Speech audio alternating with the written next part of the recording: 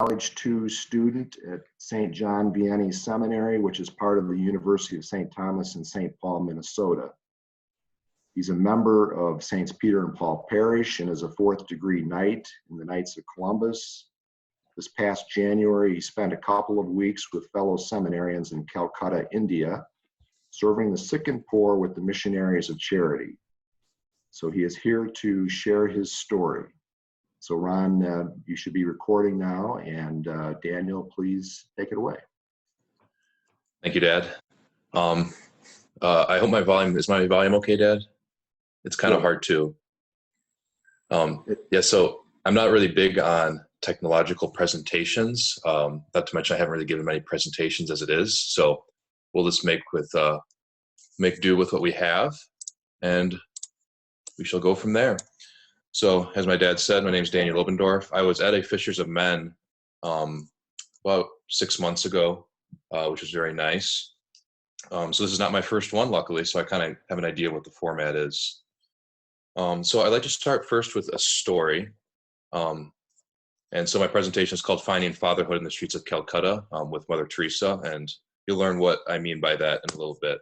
But first, I'd like to start my presentation talking about Jan Seva School.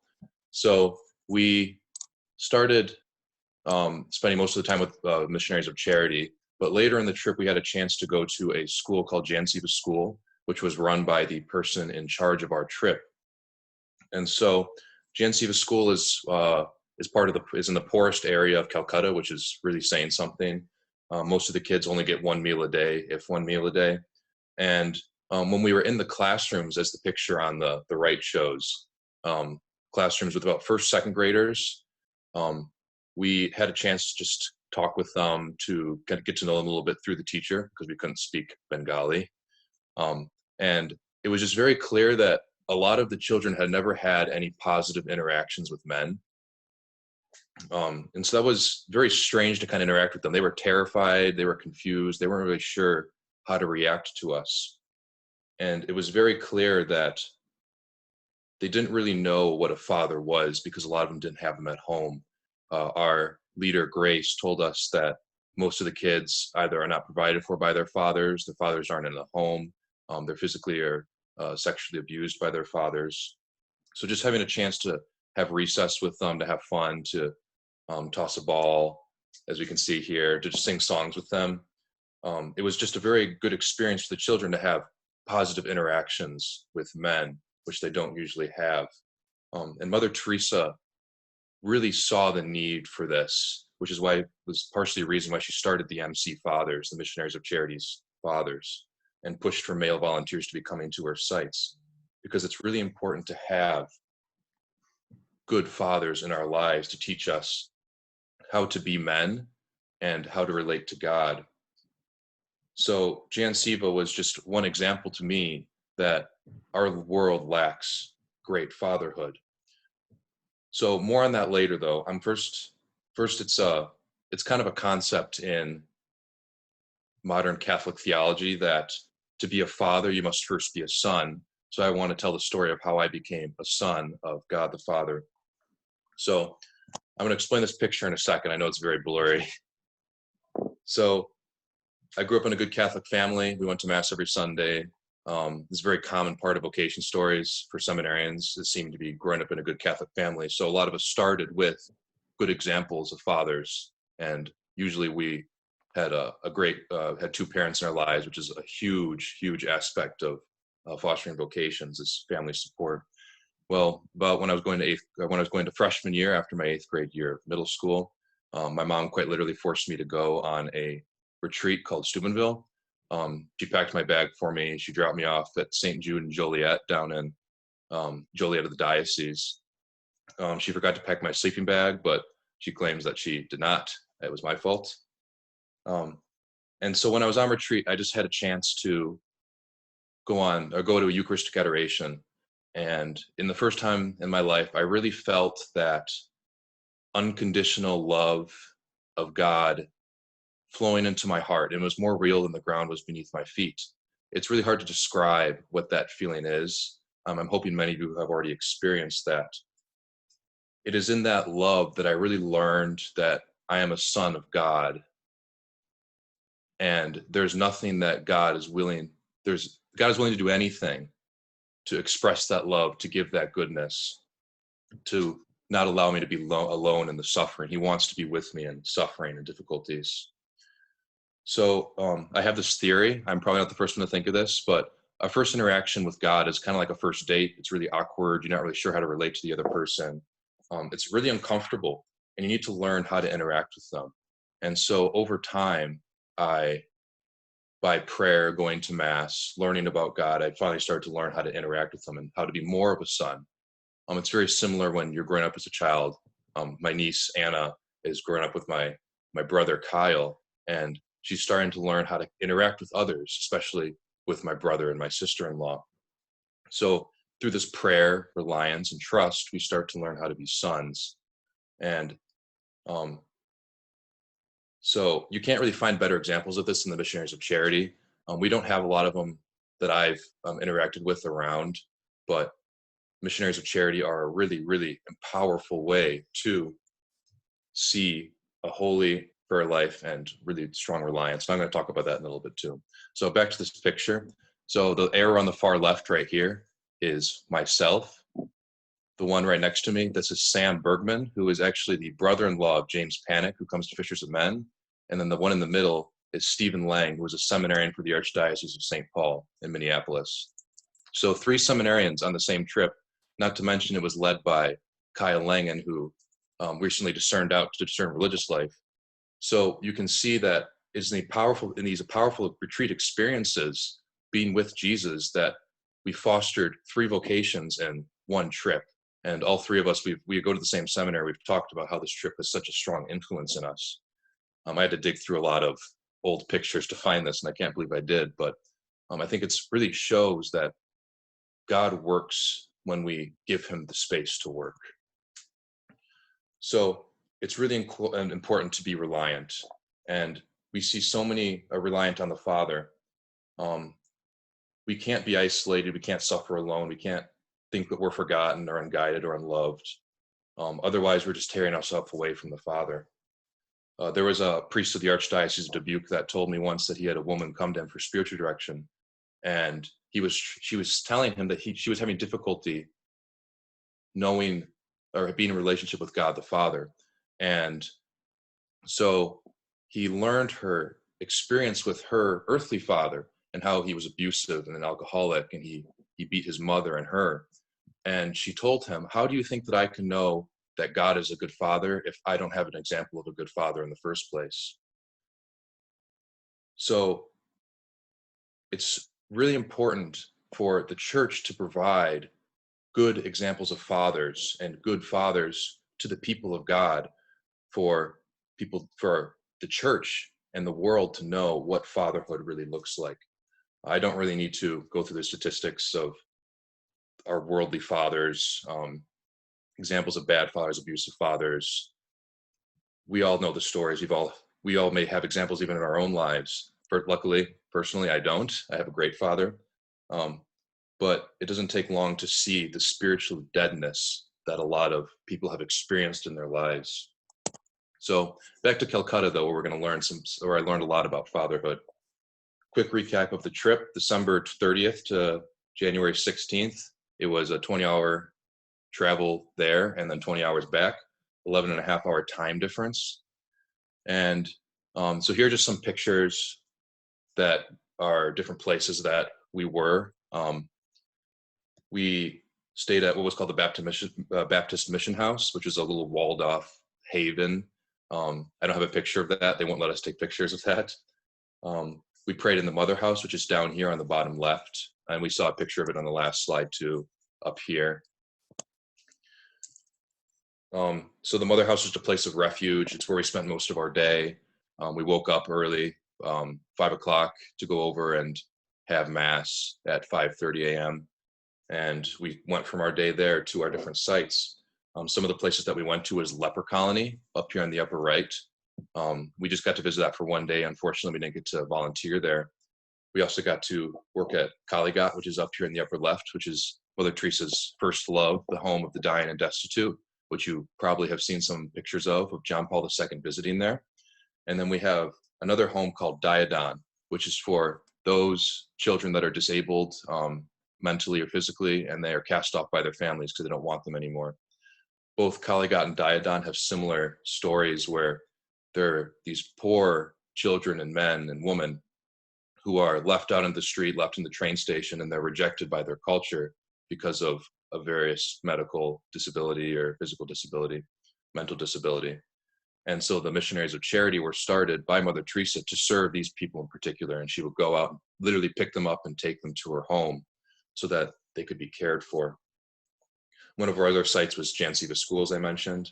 And then one weekend, we got to take a trip out to the rural country of Calcutta. And we visited a rural parish where they had a school there where we got to go to a mass, a rural mass in Bengali, which was incredible. Just see how the church assimilates into other cultures is impressive. Then we got to visit a seminary called Morning Star Seminary, where there are 22 different languages spoken, 150 seminarians. It is the largest seminary in India and provides priests throughout the entirety of India. One of the fun thing we did there is we got to do a little cultural dance, which was very strange for us because none of us had danced like that before. It was just kind of really interesting. So, so here's some more pictures. We got a picture of Mother Teresa's tomb right here, and then a picture of all of us, or my group. We went to Kalighat every single day outside of Kalighat with two other volunteers, Saddam and Sam, both Australians. So that was really a blessing just to be able to meet some other guys from around the world also volunteering. And then here are some more pictures of us playing basketball against the Morning Star Seminarians and spending time at the rural parish. Okay, so now back to our topic, the fatherhood of the church. And here's a picture of Mother Teresa with the MC Fathers. So God calls us all to be fathers. He calls all men to be fathers in one way or another, whether that's a literal father or spiritual father, to protect and provide for the needs of each other as well as those we are meant to love. So if you have children, obviously you're meant to be a literal father to those children.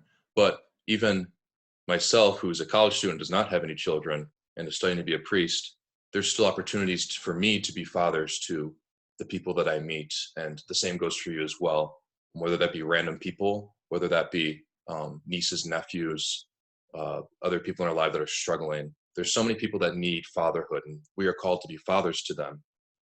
So, like I said, we have many images of bad fathers. We also have many images of good fathers, one being Saint John Paul II. But the best way to create good fathers is to be good fathers ourselves.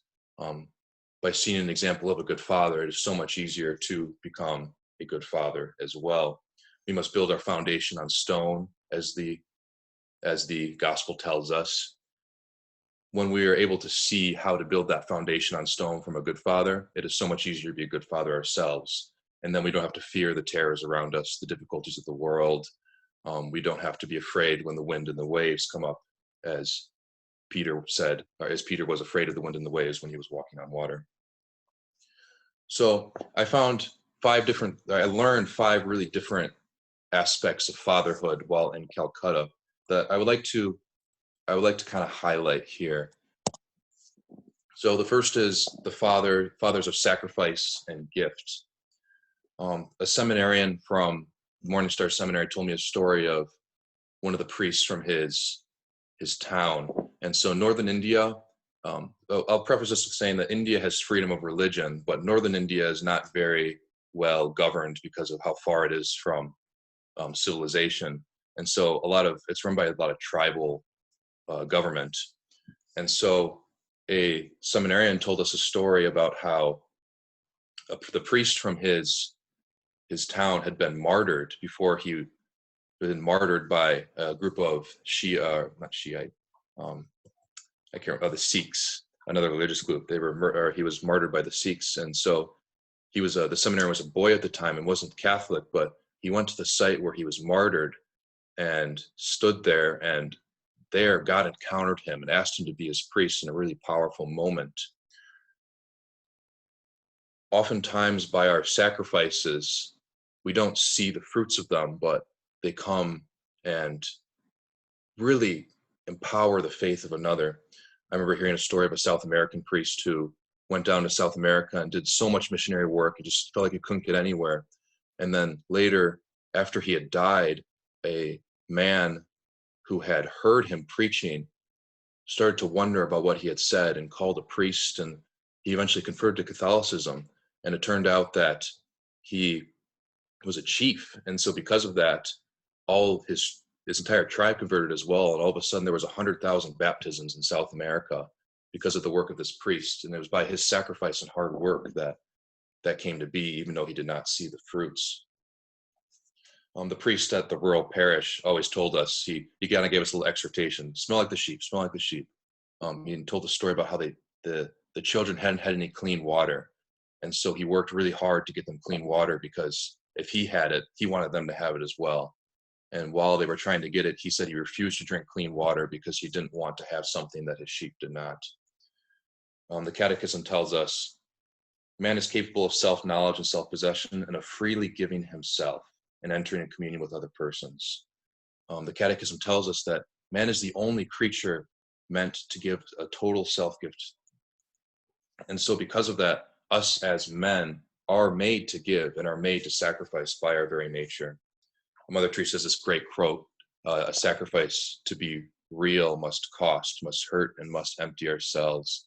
Give yourself fully to God, and he will use you to accomplish things on the condition that you believe much more in his love than in your weakness. So it's pretty clear this is very hard to do, but Mother Teresa tells us it is so worth it to give a total gift of self. And no one does that. No one exemplifies that better than Mother Teresa, leaving her home and her family to serve the poor of Calcutta.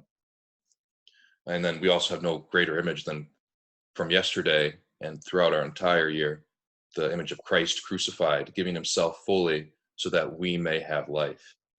There's a powerful line that he says in Revelation, but they put in the movie The Passion, where he's face to face with Mary and he says, "Behold, Mother, I make all things new. By sacrifice, we renew, we bring to life." And Christ is the first example of that. So the next thing I learned was about fathers of protection. I originally made it fathers of shielding. And there's this beautiful line in the Anima Christi prayer, "Within thy wounds hide me," that Christ is the protector of us. He's a place of refuge. And I wrote about this, so some of you may have read about this. There was a story of a man. I was helping a man at Kalighat, so the home of the dying and destitute. And they called me into this medical room because they were operating on this man. And they wanted me to hold him down so that they could sew the wound on his foot without him getting in the way. And so they were kind of asking me to be a straitjacket. But in that moment, as I was holding his arms down, I just couldn't help but just desire to suffer with him. And although I couldn't physically do it, I was spiritually suffering with him. And I was kind of hiding the wounds of Christ, because just as the nails went through his wounds, I wanted to be there to suffer as well. So one of the greatest evils the greatest evil of the world, sin, came because Adam failed to be a protector. As the serpent was talking to Eve, Adam was staying right next to her, not interfering. So we must strive as men to interfere, to protect, to do battle with Satan. St. Ignatius of Loyola gives the powerful example of the two standards. And he asks, what standard will you choose, the standard of Christ or the standard of Satan? To do battle with Satan is something that I think is written on the hearts of men. Us as men want to fight, want to protect, want to fill the breach, as the Knights of Columbus and the Bishop of Phoenix would say. So the way we become protectors, though, is we must not remain isolated from Christ. Christ is the greatest protector, and so it's very important for us as men to not become isolated. Isolation is the number one killer of the faith of men. And I know Fishers of Men is a wonderful example of something that gives us a chance to combat isolation. Mother Teresa tells us to give until it hurts. And I think that goes with protection as well. We're meant to protect through the pain and protection through suffering.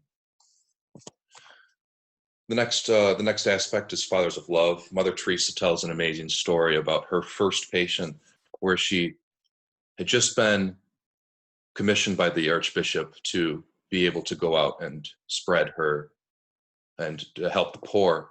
And the first man she sees is a man lying in a gutter, covered in mud, a little bit of blood and maggots. And she picks him up and starts to wash his wounds right there on the sidewalk. And the man looks up at her and says, "Why are you doing this?" And Mother Teresa looks down at him with love and says, "Because I love you." Everything that we do or everything time that we love, it may be difficult, but a connection of love with another person is so powerful. There is a lack of love. There is such a lack of love in our world that it's so important for us as men to do everything we can to fill that. Jesus from the cross says, "I thirst." And Mother Teresa wrote many reflections that I would recommend about what this actually means. Every single crucifix in a Missionary of Charity chapel has "I thirst" written next to it. Because what Jesus is saying there is, I thirst for more love. I thirst for souls. And he asks Mother Teresa in a vision, "I thirst for souls. Bring them to me that I may love them." And we all know that love is not the easiest thing. Love is something that we have to choose. We have to will the best for another. And sometimes that's doing something very difficult for the other person. Jesus loved to the point of death on the cross. So we must strive as men to fill this gap of love in the world.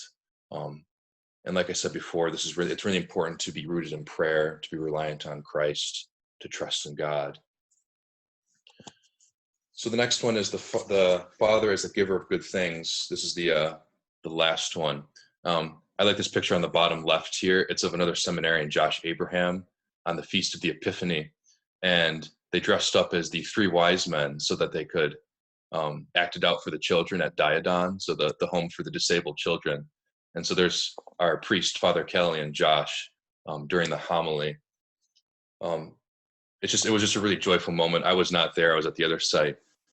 But it's really important just to delight in others. That's one really good way to love, to give good things, to teach, is just delight in another. One of the greatest phrases I think that Father Kelly used on the trip was, "Do as I do." Can you show me what I am meant to do?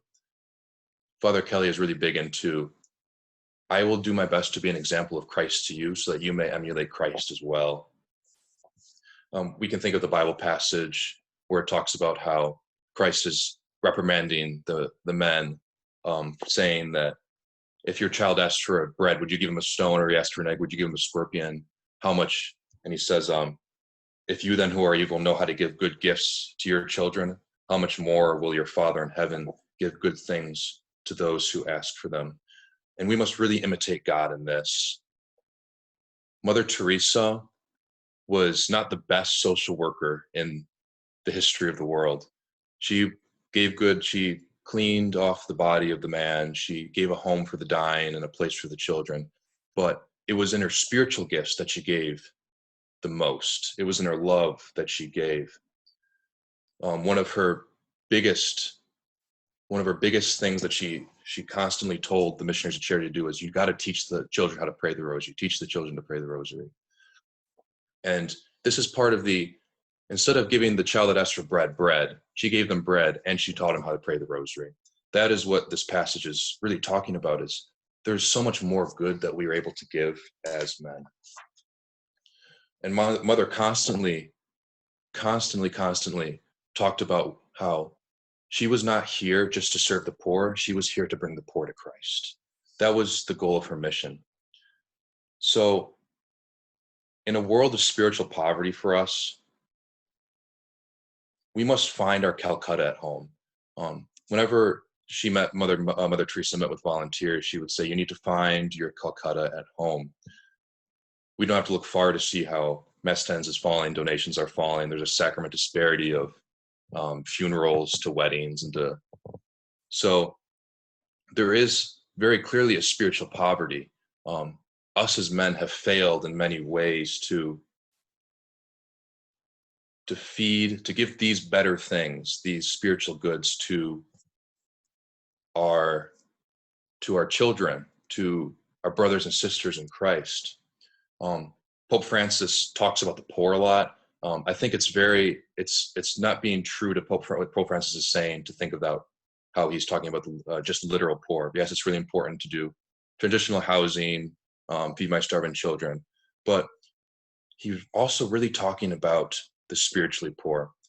He wants us to feed the hungry, those that are hungry for the bread of life, to give drink to the thirsty, those that thirst for the living water, those who are imprisoned by sins and difficulties, and those who are naked and exposed to the evils of the culture.